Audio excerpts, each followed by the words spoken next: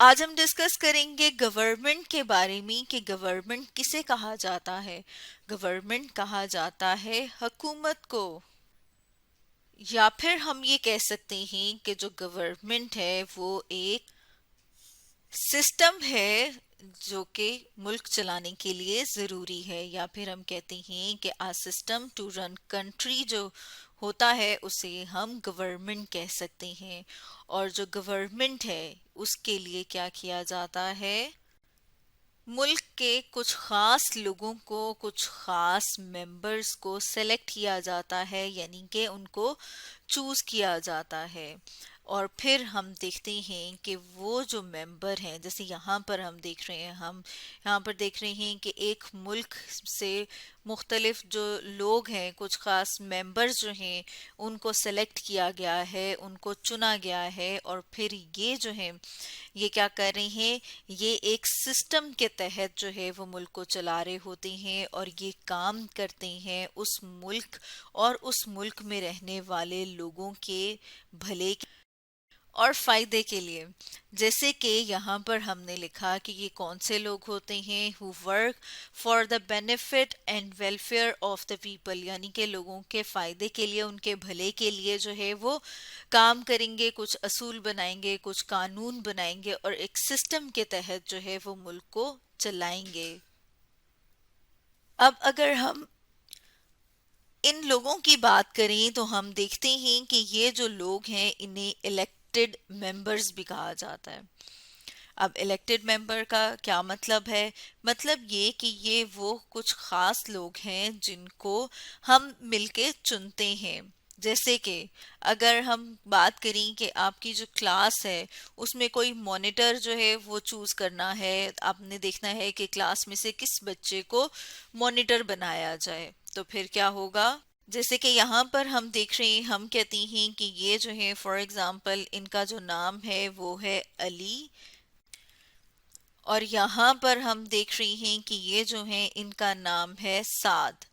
تو اب ہم دیکھ رہے ہیں کہ دو ایسے بندے ہیں جو کہتے ہیں کہ ہم مانیٹر بننے کے قابل ہیں، تو کلاس میں ووٹنگ کی جائے گی، مطلب بچوں سے، اسٹوڈنٹ سے پوچھا جائے گا کہ آپ کو کیا لگتا ہے کہ کون اس قابل ہے، یا کون جو ہے وہ آپ کے خیال میں کلاس کا مانیٹر بن سکتا ہے۔ تو آپ کیا کریں گے؟ آپ ایک پرچی پہ اس کا نام لکھ کے اس ڈبے کے اندر ڈال دیں گے۔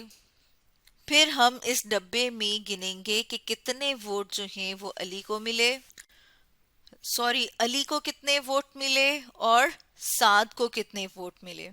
ہم کہتے ہیں کہ علی کو جو ہیں وہ کتنے ووٹ ملے ہیں، 25۔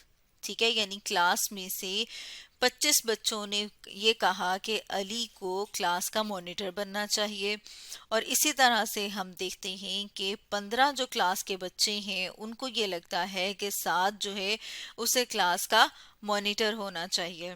اب علی کو زیادہ ووٹ ملے ہیں تو کیا ہوگا؟ علی اس کلاس کا مانیٹر ہوگا، یعنی کہ کلاس کے بچوں نے مل کے علی کو الیکٹ کیا کہ وہ کلاس کا مانیٹر ہو۔ بالکل اسی طرح سے پاکستان میں جو رہنے والے شہری ہیں وہ مل کے یہ چیز سوچتے اور ڈیسائیڈ کرتے ہیں کہ ان کے اوپر کون سا حکمران ہوگا۔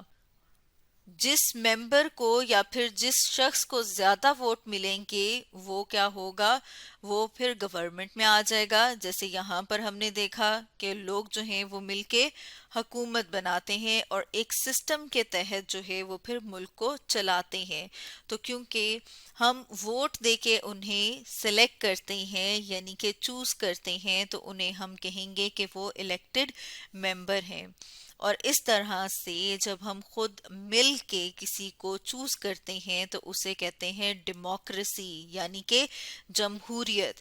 اور ہمارے ملک میں اگر ہم دیکھیں کہ کون سا نظام ہے، تو ہمارے ملک میں جمہوری نظام ہے، یعنی کہ ہم یہ کہہ سکتے ہیں کہ we have democracy in our country۔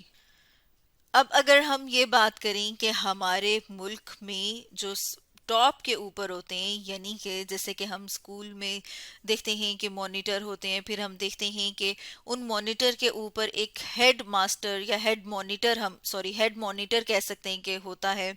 تو ہماری ملک کی حکومت میں اگر ہم کہیں کہ ٹاپ کے اوپر کون ہوتا ہے، پریزیڈنٹ اور پرائم منسٹر، یعنی پریزیڈنٹ یعنی کہ صدر، اور پرائم منسٹر یعنی کہ وزیر اعظم، جو کہ کنٹری کو یعنی کہ ملک کو لیڈ کر رہے ہوتے ہیں، یعنی کہ زیادہ تر جو فیصلے ہیں وہ یہ کر رہے ہوتے ہیں.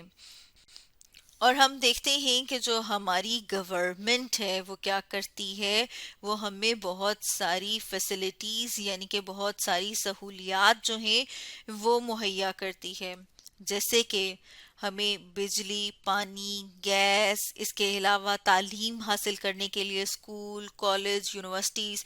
اگر ہم بیمار ہو جاتے ہیں تو جو ہاسپٹل بنانا ہے، یہ کس کا کام ہے؟ گورنمنٹ کا، کہ ہاسپٹل میں ہم جائیں اور وہاں پر علاج کروائیں. تو یہ جتنی بھی فیسلٹیز ہیں، جتنی بھی سہولتیں ہیں، وہ کون دے رہا ہوتا ہے؟ وہ گورنمنٹ دے رہی ہوتی ہے. تو اسٹوڈنٹس، آج ہم نے اسٹڈی کیا گورنمنٹ کے بارے میں.